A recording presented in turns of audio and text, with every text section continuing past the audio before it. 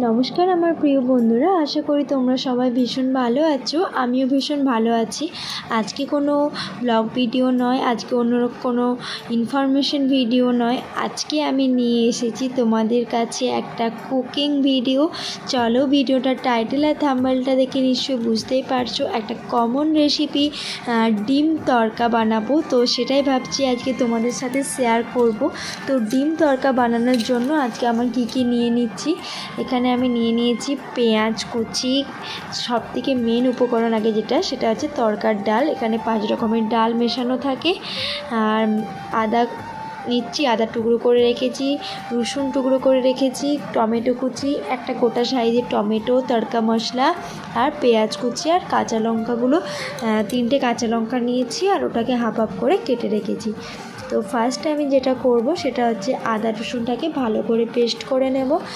আর একদম খুব পেস্ট করব না, একটু কুচো কুচো থাকলে মুখে পড়লে খুব ভালো লাগবে খেতে। তো হালকা করে কিন্তু একটু বেটে নেব।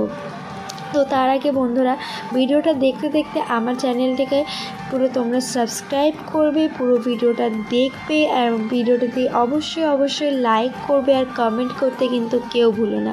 দেখতে পাচ্ছ এটা কিন্তু আমার বাটা হয়ে গেল। আমি মিক্সারে একবার ঘুরিয়ে নিলাম, আর এর সঙ্গে কিন্তু আমি একটা কাঁচা লঙ্কাও বেটে নিয়েছি। তো তারপরে আমি যেটা করব, যেহেতু আমি এখানে ডিম তড়কা বানাচ্ছি, তো ডিম ছাড়া তো আর তড়কাটা সম্পূর্ণ হবে না। তো এখানে প্রথমেই আমি কড়াইয়ে কিন্তু 3 টেবিল চামচের মতো সরিষার তেল দিয়ে দিলাম, আর 2টো ডিম নিয়েছি। এখানে 300 গ্রামের মতো তড়কার ডালটা ছিল, তো 2টো ডিমই আমার মনে হলো ঠিক আছে। এর থেকে বেশি ডিম দিলে মানে ডিম গ্যাচ করবে, ভালো লাগবে না। যাই হোক, এখানে 2টো ডিম নিয়ে নিয়েছি, তাতে একটু অল্প পরিমাণ লবণ, অল্প পরিমাণ লঙ্কার গুঁড়ো, আর সবথেকে মেন যে জিনিসটা সেটা হচ্ছে গোলমরিচের গুঁড়ো দিয়ে আমি কিন্তু ভালো করে ডিমটাকে ফাটিয়ে নেব। অনেকে হলুদও দেয়, বাট আমি হলুদটা দিলাম না এখানে। যাই হোক, আমি এখানে ডিমটাকে কিন্তু ভালো করে ভেজে নেব। আর তার আগে অবশ্যই দেখতে হবে কড়াই তেলটা গরম হয়েছে কিনা। আমি এখানে হাত দিয়ে দেখছি শুধু যে কড়াই তেলটা গরম হয়েছে কিনা। তো তেলটা গরম হয়ে যাওয়ার পরে বন্ধুরা, আমি কিন্তু এখানে ডিমটা দিয়ে দিলাম, এবং ভালো করে ডিমটাকে কিন্তু ভেজে নেব। আর কড়া করে একটু ভাজবো, একদম কাঁচা কাঁচা টাইপের ভাজবো না, ভালো লাগবে না খেতে, ঠিক আছে। আর একদম ঝুরো ঝুরো করে ভাজবো, একদম গোটা গোটা রাখবো না। তো তার আগে বন্ধুরা, ভিডিওটা দেখতে দেখতে অবশ্যই ভিডিওটি একটু লাইক করে দাও, আর একটা কমেন্ট করে দাও, কারণ তোমাদের কমেন্ট করতে না আমার ভীষণ ভালো লাগে। তোমরা কে কী কমেন্ট করলে, আর আমার এই রান্নাটাও কেমন হয়েছে অবশ্যই কিন্তু জানিও। আর তোমরা পারলে বাড়িতে কিন্তু ট্রাই করে দেখো। রুটির সাথে তো ভীষণ ভালো হবে, রুটি, নান এসবের সাথে দারুণ লাগে কিন্তু ডিম তড়কা খেতে। তো ডিমটা আমার ভাজা হয়ে গেল, তোমরা দেখতেই পেলে। এবার আমি কিন্তু ডিমটাকে নামিয়ে নেব। চলো এবার রান্নাটা শুরু করা যাক। দেখো বন্ধুরা, আমি কিন্তু ডিমটা নামানোর পর না ভিডিওটা করতে একদম ভুলে গেছিলাম।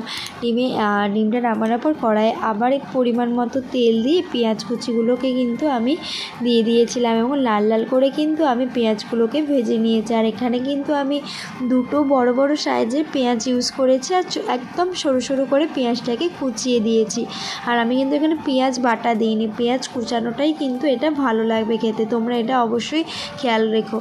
আর তারপরে দিয়ে দিচ্ছি এই যে আদা রসুন যেটা বেটেছিলাম, এটা কিন্তু একদম দেখো যে পেস্ট হয়ে গেছে তা কিন্তু নয়, দেখতেই পাচ্ছ একদম ঝরঝরে, একটু গোটা গোটাও আছে। আর এখানে আমি একটা কাঁচা লঙ্কা বেটিয়ে দিয়েছিলাম, তোমাদেরকে তো বললাম। তো তারপরে কিন্তু আমি এই মশলাটা পেঁয়াজের সাথে ভালো করে ভেজে নেব, যতক্ষণ পর্যন্ত রসুনের কাঁচা গন্ধটা চলে যায়। আর রসুন ভাজা হলেই কিন্তু সুন্দর একটা গন্ধ আসে, যেখান থেকেই বোঝা যায় যে আদা রসুনটা ভাজা হয়ে গেছে।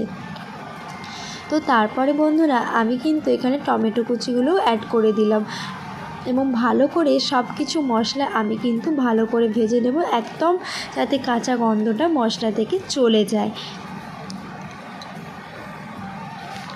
তো এখানে আমি পরিমাণ মতো লবণ দিয়ে দিচ্ছি। আর আমি তড়কার ডালটা সেদ্ধ করার সময় আমি কিন্তু ওতেও লবণ দিয়েছিলাম, আর একটু হলুদও দিয়েছিলাম।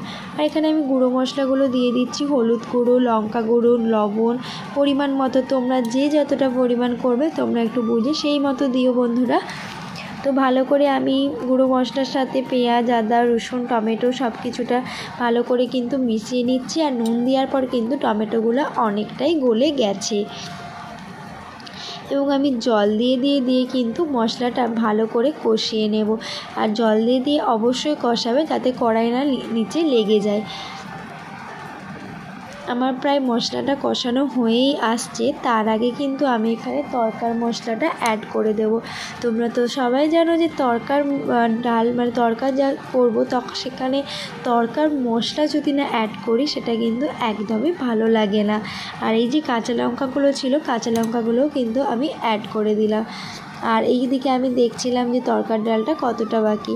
আমার আরও একটু পরিমাণ মনে হলো যে এখানে তরকার মশলাটা দিতে হবে।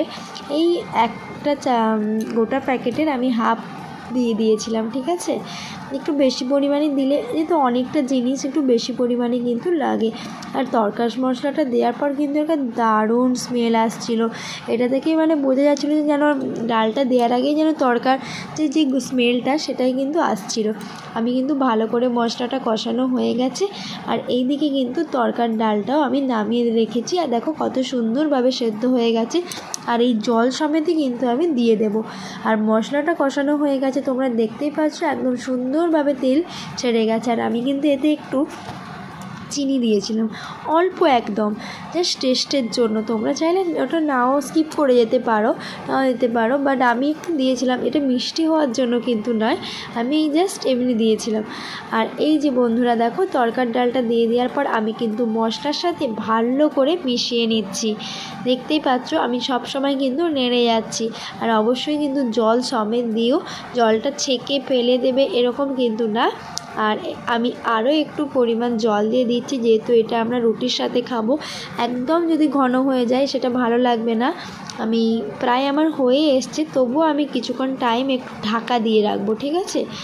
তোমরা চাইলে ধনেপাতা দিতে পারো, আমার কাছে ধনেপাতাটা ছিল না। তো বন্ধুরা 2-4 মিনিট পর একদম চলে এসেছি। আমার কিন্তু এখানে তরকাটা একদম রেডি হয়ে গেছে। এখনও কিন্তু একটা জিনিস দেয়া হয়নি, আশা করি তোমাদেরও মনে আছে। হ্যাঁ বন্ধুরা, এখনও কিন্তু ডিম কুচোটা দেয়া হয়নি। ডিম তরকা বানাচ্ছি না, ডিম কুচো ছাড়া কি আর ডিম তরকা হয়। তো চলো ডিমটা দিয়ে দিই। এবং ডিমটা দেওয়ার পর কিন্তু আমি গ্যাসের ফ্লেমটাকে একদম অফ করে দেব। এটা দিয়ে ফুটানোর কোনো দরকার নেই। ডিমের কুচিটা একটু শক্ত মানে একটু বেশ ফ্রাই মানে হয়ে থাকলেই ভালো লাগবে। একটু যদি ভিজে যায় খুব একটা ভালো লাগবে না, ঠিক আছে। তো চলো, আমার ভিডিওটা যদি তোমাদের ভালো লেগে থাকে অবশ্যই লাইক করে দিও। আর এই যে ডিম তরকাটা দেখতে এটা একদম ফাইনাল লুক, যে দেখতে এরকম টাইপের হয়েছে, হলুদ টাইপের একটু কালচে। তো যাই হোক বন্ধুরা, কেমন লেগেছে তোমরা কমেন্টে জানিও। ভিডিওটা ভালো লাগলে অবশ্যই লাইক, কমেন্ট, শেয়ার করে দিও। তোমাদের সাথে দেখা হচ্ছে নেক্সট ভিডিও নিয়ে। তোমরা সবাই খুব ভালো থেকো, সুস্থ থেকো এবং আমার চ্যানেলটিকে সাবস্ক্রাইব করতে ভুলো না। Thank you so much.